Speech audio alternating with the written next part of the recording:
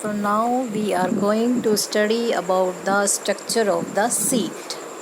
तो सीड जिसको हम हिंदी में बोलते हैं बीज, तो सीड होता क्या है? तो अगर आपसे कोई पूछता है what is seed, how will you define it? It is a fertilised ovule. जो ओव्यूल होता है after fertilisation it is called seed. तो क्या क्या चेंजेस होते हैं, एक बार हम ओव्यूल की स्ट्रक्चर याद करते हैं. ये आपका ओव्यूल होता है, ठीक है. दिस इज़ योर ओव्यूल, ठीक. और जो ये पार्ट था ये आपके क्या कहलाते थे? इंटेग्यूमेंट, ठीक. और ये जो ओपनिंग होती है, दिस ओपनिंग, ये वाली जो ओपनिंग है ये कहलाती है आपकी माइक्रोपाइल, ठीक है. तो ये ओव्यूल आफ्टर फर्टिलाइजेशन क्या बनता है? सीड बनता है. तो इसमें क्या चेंज होते हैं? तो इसमें जो ये इंटेग्यूमेंट है, ये चीज़, इट बिकम्स हार्ड, ठीक है. और जो ये माइक्रोपाइल है ये सीड बनने के बाद भी उसमें रहता है, लेकिन अब वो अलग दिखेगा. अब कैसा दिखेगा ये हम आपको अभी दिखाएंगे थोड़ी देर में, कि बाकी और क्या क्या स्ट्रक्चर होती हैं सीड में. सबसे पहले हम डाइकोटिलेडन सीड्स की बात करेंगे. तो डाइकोटिलेडन वही सीड होते हैं जिसमें 2 कोटिलेडन होते हैं. अभी हमने एम्ब्रियो में डिस्कस किया था, the seeds with 2 cotyledons are known as dicotyledon seeds. तो इसमें होता है आपका seed coat, hilum, micropyle, cotyledons जो कि 2 होते हैं, रेडिकल और प्ल्यूम्यूल, ठीक है. तो सीड कोट, तो सबसे पहले हम देखते हैं सीड कोट. यस, ये है आपका डाइकोटिलेडन सीड. तो डाइकोटिलेडन सीड की पहचान आप कैसे करोगे? आपके जो छोले होते हैं, दालें हैं, तो खास करके जो साबुत है, ठीक, जब इनको हम भिगो देते हैं तो आप सुबह उस पर देखते हो एक छिलका उतरता है, तो वो छिलका क्या कहलाता है? सीड कोट, ठीक है. तो वो छिलका आपका क्या होता है? सीड कोट होता है, ठीक है. उसके बाद अभी आपको बताया था हाइलम और माइक्रोपाइल. आपने देखा होगा छोले में ये इस तरह का एक निशान होता है.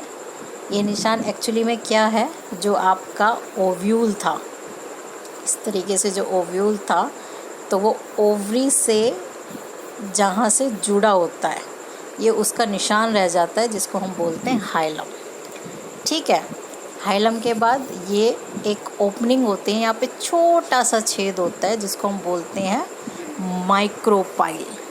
तो माइक्रोपाइल एक छोटा सा छेद है, इस छेद के द्वारा ही इसमें ऑक्सीजन और वाटर दोनों अंदर जाते हैं.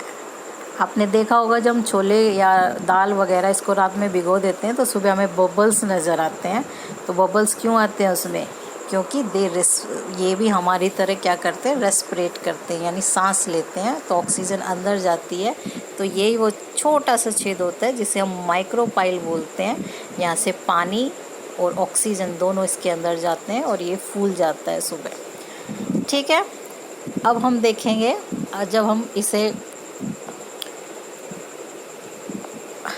जब ये फूल जाता है तो इस पर जो कवर उतरता है वो तो इसका होता है सीड कोट, ठीक है. कवर उतरने के बाद ये कुछ इस तरीके से 2 भागों में खुल जाता है. तो ये जो 2 भाग हैं ये होते हैं इसके कोटिलेडन.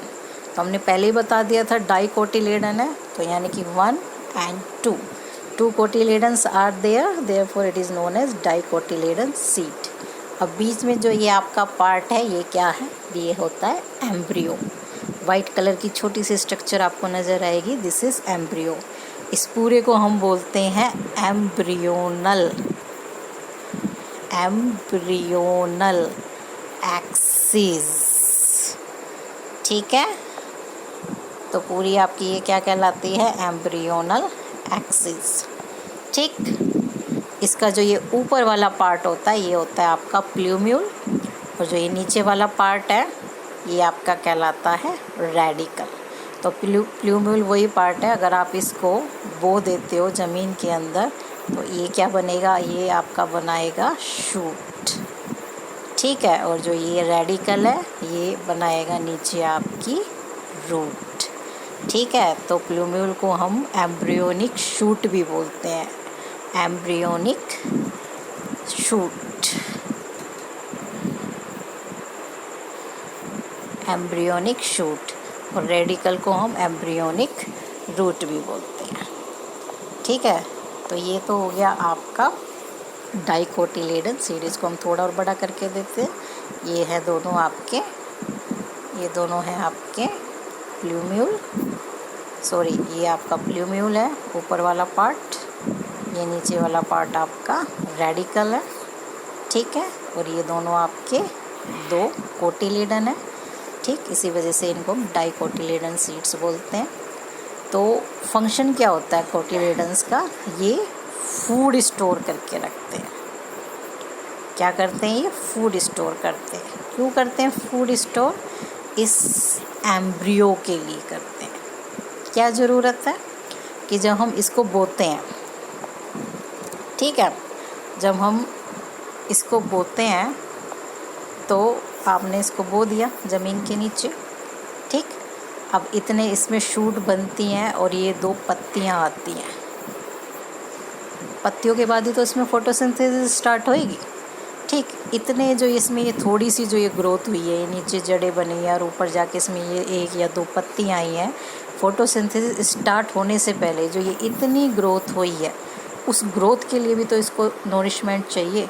तो वो नोरिशमेंट इसे कौन देते हैं, ये दो कोटिलेडन, ठीक है। ये अपना सारा खाना इसको दे देते हैं और ये इस तरीके से जर्मिनेट करके कर जाते हैं। ये पत्तियां एक या दो बाहर निकल आती हैं, जिसको हम फूटना बोलते हैं या जर्मिनेट करना बोलते हैं, और इसमें फोटोसिंथेसिस स्टार्ट हो जाती है। फिर उसको ये रिजर्व फूड मटेरियल की ज़रूरत नहीं रह जाती, और जब तक इस प्रोसेस में ये सारा रिजर्व फूड मटेरियल इनका ख़त्म भी हो जाएगा, ठीक है। तो ये हो गए आपके डाइकोटिलेडन सीड। अब आते हैं हम मोनोकोटिलेडन। तो मोनोकोटिलेडन सीड कौन से होते हैं, जिनमें केवल एक ही कोटिलेडन होता है।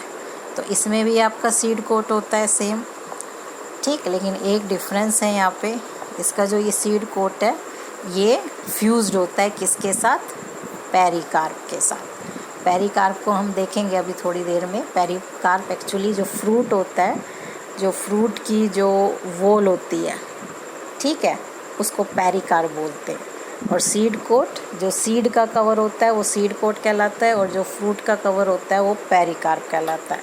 तो मोनोकोटिलेडन में क्या होता है, ये दोनों चीज़ मिलकर एक ही हो जाती है, दे गेट्स फ्यूज्ड, ठीक। इसमें एंडोस्पर्म होता है। तो वहाँ पे हमने क्या देखा था, जो फूड स्टोर है डाइकोटिलेडन में वो किस में होता है आपका, कोटिलेडन्स में स्टोर होता है, लेकिन यहाँ पे जो फूड स्टोरेज है वो होती है एंडोस्पर्म में, ठीक। इसके अलावा इसमें एलुरोन लेयर भी होती है जो कि पहले नहीं थी, ठीक। कोटिलेडन इसमें होता है लेकिन केवल एक होता है।